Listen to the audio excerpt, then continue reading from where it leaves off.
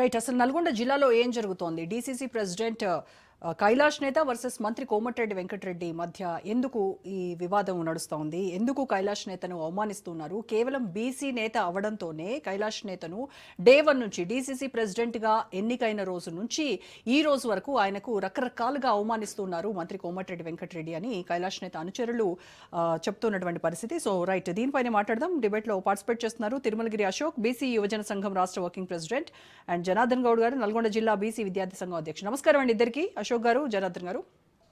నమస్కారం అండి. సో ముందుగా అశోక్ గారు, ఏంటి కాంగ్రెస్ లోనేమో బీసీలకు 42% రిజర్వేషన్లు ఇవ్వాలి, బీసీలకు రాజకీయంగా వెన్నుదన్నుగా నిలవాలి, బీసీల ఎజెండాగానే కామారెడ్డి డిక్లరేషన్ కూడా చేసినటువంటి పరిస్థితి. దానికోసమే ఇప్పుడు కూడా కాంగ్రెస్ ప్రభుత్వం కేంద్ర ప్రభుత్వంతో పోరాటం చేస్తున్నటువంటి పరిస్థితి. మరి ఏంటి ఇక్కడ ఒక బీసీ బిడ్డ, బీసీ అయిన కేవలం బీసీ అయినందువల్లనే కైలాష్ నేత డీసీసీ ప్రెసిడెంట్గా ఎన్నికవడానికి వీల్లేదు అని చెప్పి మంత్రి కోమటిరెడ్డి వెంకటరెడ్డి ఎందుకు రకరకాలుగా అవమానాలకు గురి చేస్తున్నారు? ఏమనుకుంటున్నారు మీరు? ఇప్పుడు ముందుగా తెలంగాణ రాష్ట్ర ప్రభుత్వం, కాంగ్రెస్ ప్రభుత్వం రాకముందు కామారెడ్డి డిక్లరేషన్ ప్రకారం బీసీలకి 42% రిజర్వేషన్ ఇస్తా అని చెప్పేసి హామీ ఇచ్చి బీసీల ఓట్లు దండుకున్న తర్వాత ఈరోజు బీసీలని గాలికి వదిలేసే పరిస్థితి ఏర్పడ్డాయి. ముఖ్యంగా మా నల్గొండ జిల్లాలో చూస్తే మాత్రం ఏ నామినేటెడ్ పోస్టులో కూడా ఇప్పటి వరకు కూడా బీసీలు ఉన్న సందర్భంలో ఇక్కడ పోలేదు.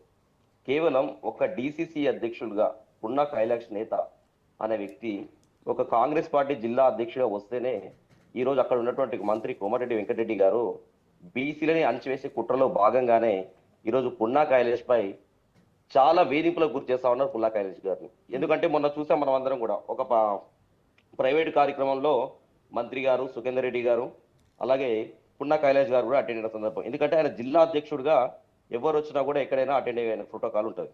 కానీ ఆ వేదిక మీదకి పున్నా కైలాష్ గారిని ఎక్కియకుండా పోలీసులను పెట్టి అడ్డుకొని, ఒక బీసీ నేతని కూడా చూడకుండా వారిని అడ్డుకొని కింద కూర్చోబెట్టినటువంటి సందర్భం చూసాం మన కళ్ళతోటి. ఎందుకంటే ఈ నల్గొండ జిల్లాలో, ఈ ఉమ్మడి నల్గొండ జిల్లాలో 12 నియోజకవర్గాల్లో కూడా ఎక్కడ చూసినా కూడా రెడ్డిల ప్రాతినిధ్యం బాగా పెరిగిపోయింది. బీసీలను అడుగున అణచివేస్తూ కేవలం బీసీలను ఓటు పరంగానే వాడుకుంటున్నారు తప్ప రాజ్యాంగ ప్రకారం బీసీలకు తక్కవలసినటువంటి ఏ రాజకీయ పదవిని కూడా బీసీలకి అందనివ్వట్లేదు.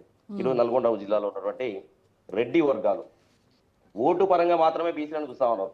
ఇంకో విషయం ఏంటంటే, ముఖ్యమంత్రి రేవంత్ రెడ్డి గారు కూడా గతంలో చెప్పినట్టు బీసీలు గతంలో కంటే భిన్నంగా, ఏంటంటే కేసీఆర్ ఉన్నప్పుడు బీసీలను అణచివేశారు, బీసీల రిజర్వేషన్లు తగ్గించారని చెప్పేసి చెప్పిన రేవంత్ రెడ్డి గారు హైదరాబాద్ నుంచి ఢిల్లీకి ప్రత్యేక రైలు పెట్టారు. రైళ్లు పెట్టి బీసీ సంఘాలని, ప్రభుత్వంలో ఉన్నటువంటి బీసీలను కూడా ఢిల్లీకి తీసుకుపోయి ధర్నా చేసిన చరిత్ర.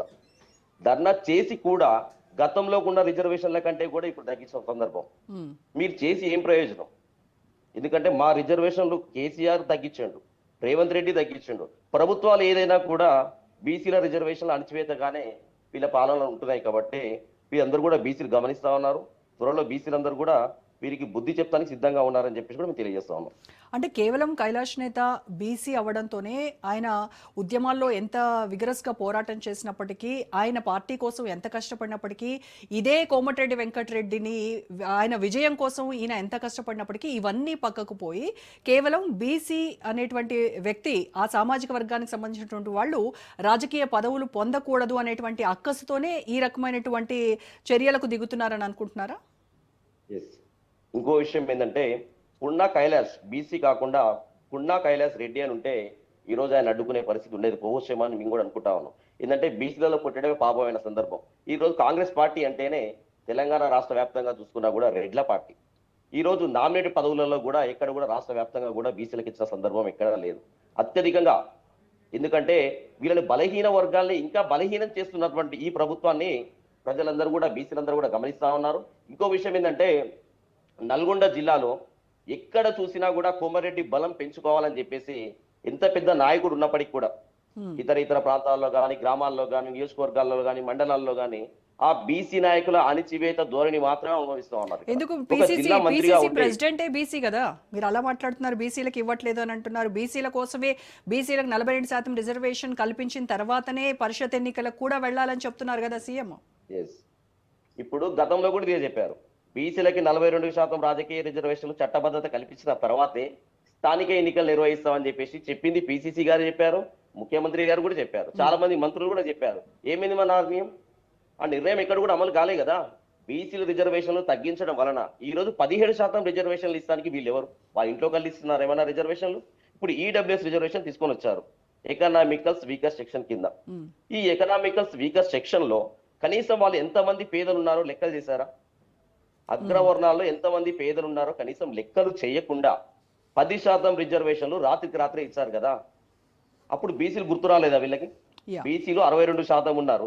ఇందులో అనేక మంది పేద వర్గాలు ఉన్నారు. వీళ్ళకి రిజర్వేషన్ సరిపోవడం లేదు, వీళ్ళకి రిజర్వేషన్ పెంచాలి అని చెప్పేసి ప్రతి ఒక్క ప్రభుత్వం అంటూనే ఉంటది కదా. ఏ ప్రభుత్వం పెంచింది రిజర్వేషన్లు ఇప్పటి వరకు? ఎవరు కూడా పెంచలేదు, కేవలం ఓటు పరంగానే. ఇప్పుడు స్థానిక ఎన్నికలు 42% రిజర్వేషన్ ఇచ్చిన తర్వాతే వెళ్తా అని చెప్పేసి ముఖ్యమంత్రి గారు చెప్పారు, పిసిసి గారు చెప్పారు. పిసిసి ఒక్కరికి బీసీ వస్తే సరిపోదు. రాష్ట్ర వ్యాప్తంగా ఉన్నటువంటి బడుగు బలహీన వర్గాలకి ప్రతి ఒక్కరు ఎంతమంది ఎలిజిబుల్ ఉన్నారో ప్రతి ఒక్కరికి కూడా మాకు రావాల్సిన వాటా ప్రకారం మాకు రావాలి. 42% రాజకీయ రిజర్వేషన్లు స్థానిక ఎన్నికల్లో కల్పించిన తర్వాతే మేము ముందుకు పోతాం అని చెప్పిన ప్రభుత్వం స్థానిక ఎన్నికల్లో అంత అర్జెంట్ గా వెళ్లాల్సిన అవసరం ఏముంది? యా. అలా వెళ్ళడం వల్ల ఈ రోజు మా బీసీలు తెలంగాణ రాష్ట్ర వ్యాప్తంగా చూసుకున్నా కూడా 2700 మంది వాళ్ళ పదవులు కోల్పోయిన పరిస్థితి ఉంది. ఓకే. ఎక్కడ ఉంది ఇక బీసీలో? రైట్, మొత్తానికి బీసీ బీసీలకు ప్రభుత్వం, అన్యాయం బీసీ జరుగుతోంది అంటారు. కాంగ్రెస్ ప్రభుత్వంలో, కాంగ్రెస్ హయాంలో బీసీలకు అన్యాయం జరుగుతోంది. 200%. ఇచ్చిన మాట నిలబెట్టుకోలేకపోతున్నారు. ఏదైనా ఒకటి అరకొర ఏదైనా పదవులు అనుభవిస్తున్నటువంటి బీసీలపైనేమో ఈ రకంగా వాళ్ళని టార్గెట్ చేసి ఇబ్బందులు పాలు చేస్తున్నారంట.